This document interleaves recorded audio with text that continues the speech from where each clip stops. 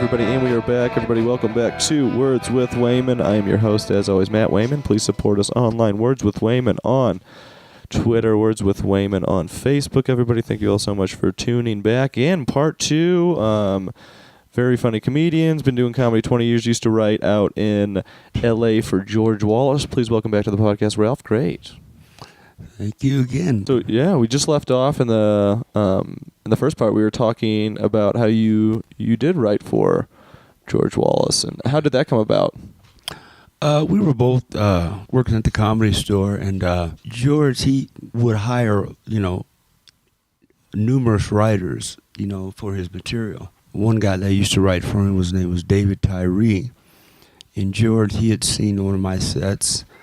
And we developed, a friendship talking about comedy. And after he'd seen me for a while, he said, "Let's go up and write." And he had a place right off of La Cienega Boulevard, nice. Right down Sunset. And we'd go there and we'd come up with material and we'd write. And he wanted to buy my cream of wheat bit, and I wouldn't sell it because I loved it so much. How much do you want to buy it for? Oh, back then it was like, that would have been like $50. Okay. Normally it's $35, but Yeah. back in a bit like that would run you about $50. Yeah. Mm-hmm. And it's funny because I should have sold it to him, because now I try the bit and it doesn't work as much anymore. Because people don't know as much these days what the cream of wheat guy looks like. Guy looks like, right? And when you mention that, people automatically think Uncle Ben or somebody. Yeah, definitely. So then, what would that normally writing sessions and stuff look like for people out there that don't know how that goes down? What would the normal writing session? Yeah, like would you guys meet together like with George to write, or would you just meet at that guy's house and then you'd come up with stuff and then just sell it to him? Well, it can work either way. It depends on who you're writing for and what they want. Back then, a line, a 1-bit line would be about $35. Okay. And then, the more that you bought, from a certain comedian, the better deal you got or whatever. Yeah.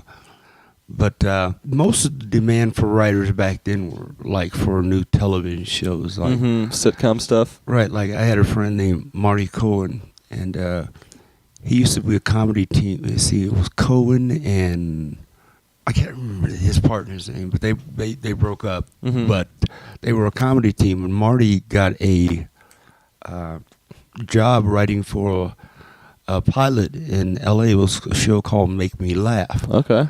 And I believe it was at, I can't remember if it was at Paramount Studios. And he invited me in to watch the show. And it was a funny show, and it was started out locally, but it just never went anywhere. But it was a setup to where you'd have a contestant sitting in a chair in the middle of a stage, and a comic would come out, and he'd had so many seconds to make them laugh. And the people were trying not to laugh. So if you made them laugh, then, apparently you win the show. But it was a funny premise, but I guess it just wasn't... what they wanted? There wasn't a whole lot of substance to it, to the program. People are always pitching, pilots to networks, whatever, and it was one of those things where you had to make acquaintances, you had to, what do they call that, social butterflying or whatever. Yeah. Make connections, get to know people. And, it's good to, make friends and get to know people. But, I don't know, I don't like getting to know people because of what they can do for me. Yeah.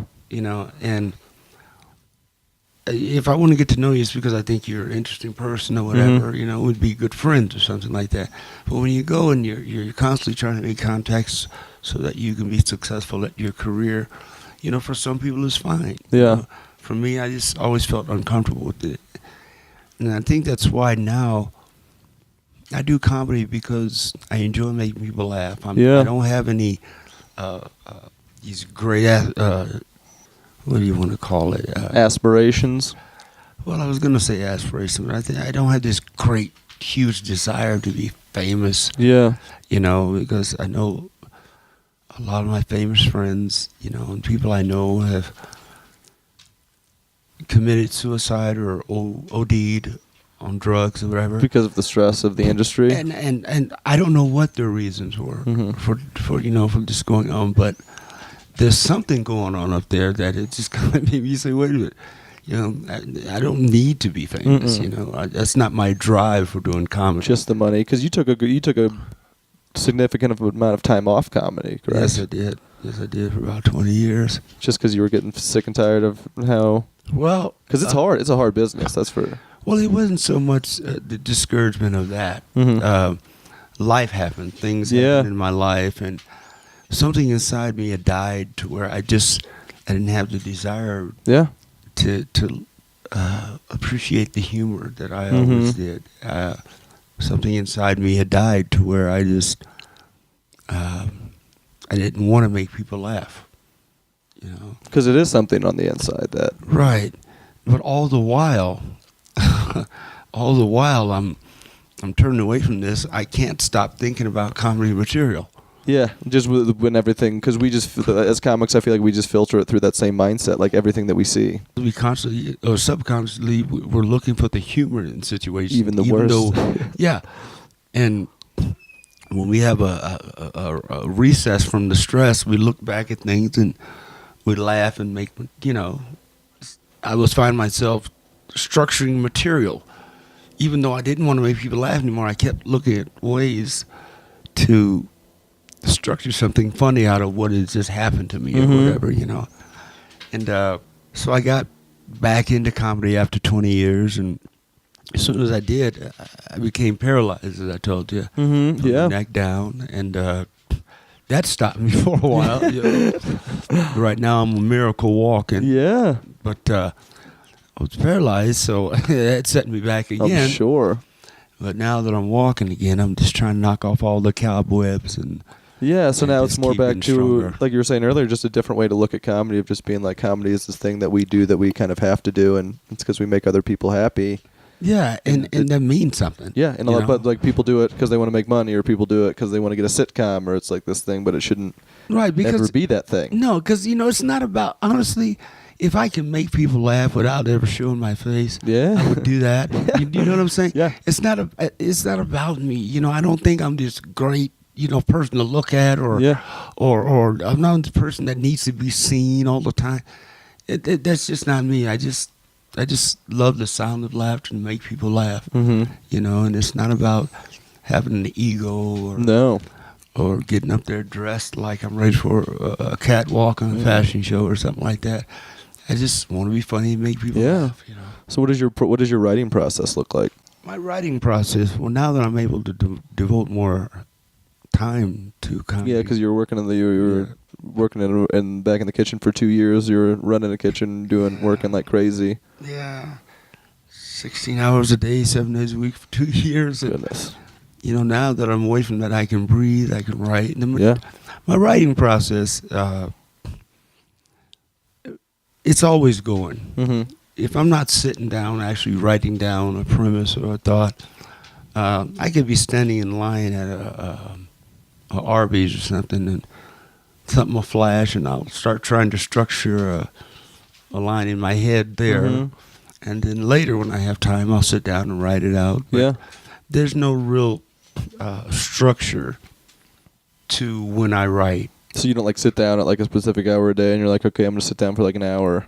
No, because I've tried that before, and what Mhm. happens is when you make it a point that I got to sit down this time every day or whenever, you find yourself forcing yourself to write, and it becomes a job. Now, comedy Mhm. is a Definitely, job, for sure. but the process of it isn't. It Hmm. shouldn't be.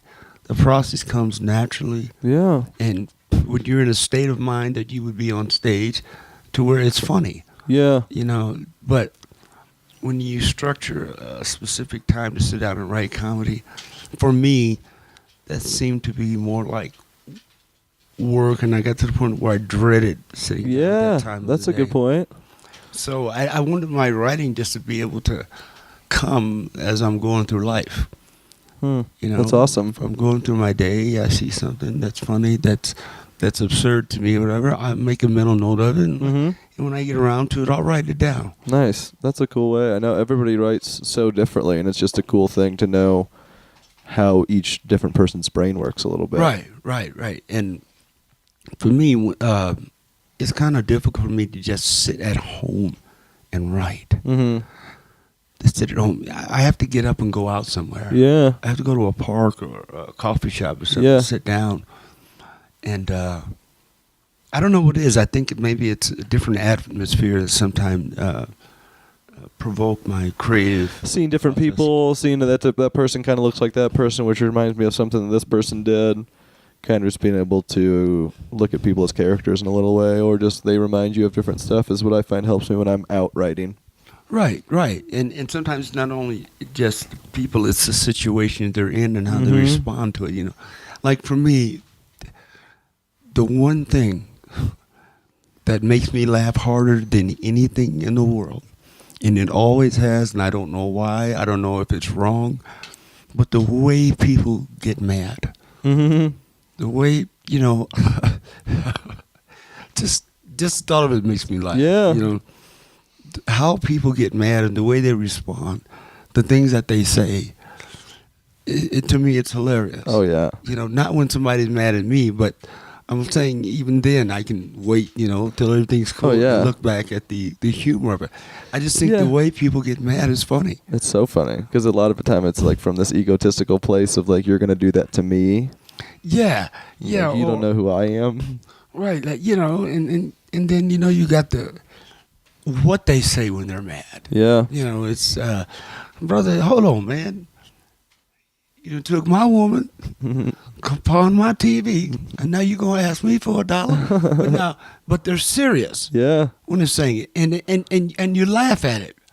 You know, sometimes people say things that are so funny when they're mad that you can't help laugh at. You got to find a way to put it into a bit. Mm-hmm. You have to. And that's just me. Because it is that real life thing, and that it's something that everybody can relate to because everybody knows what it is. That's what I feel like, you know, your comedy definitely does really well, is like hit these things that happen to everybody in everyday life and just put that different spin on them that people probably think about in their head but don't know how to necessarily put into words.